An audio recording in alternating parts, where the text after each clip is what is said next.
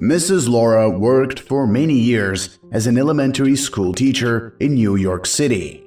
She recently moved to Tennessee, one of the poorest districts in the state. Her class was made up of children from poor families, and she loved them dearly. She was friendly with her pupils, hoping to instill in them a sense of gratitude for every moment of their lives. A year later, for Thanksgiving, Mrs. Laura gave the children a test. The results surprised even her. That day, Mrs. Laura, as usual, entered the classroom and greeted the children. Together they said, "Hello, Mrs. Laura." She liked it when the children called her by her first name. She pulled out pictures of scenes from the settlers' lives and told the story of how Thanksgiving came about. At the end of the lesson, Mrs. Laura asked the children to draw a picture of something that made them feel grateful. The experienced teacher did not expect much. She thought with regret in her heart that children from poor families didn't have many reasons to be grateful for. She knew that most of them drew a turkey, a pie, or treats on the table. But this time, little David's drawing surprised even her. The boy was holding a piece of paper, and on it was an inemptly drawn hand. But what kind of hand was it? Mrs. Laura took his drawing and showed it to the class. Before David explains to us what he meant when he drew this picture, I want to ask you, what do you think this hand is?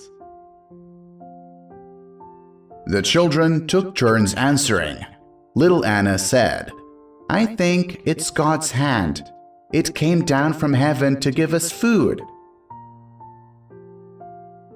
Sam pouted his lips and said, "No, it's a farmer's hand because he raises turkeys and sows wheat and corn to feed the chickens." Clarissa, the little fidget, jumped up from her seat and screamed, "I think that's Mom's hand. That's her cooking our turkey."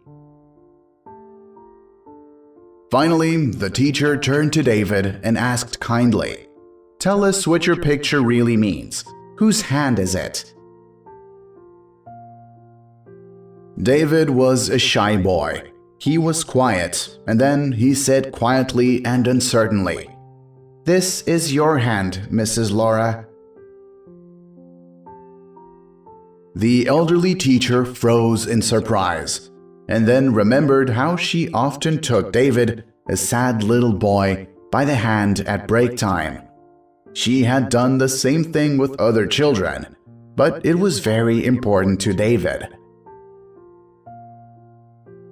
The old teacher's heart clenched in gratitude for the little man.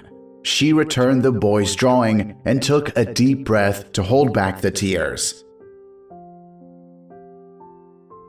David showed us a very important thing with this drawing. The teacher said to the class, "It is important to express gratitude not only for the material goods that are given to us. You should be grateful that someone gives you their time and attention, and especially for the opportunity, however small, to give some of yourself to others." Giving thanks and accepting gratitude is the best way to make a difference in the world.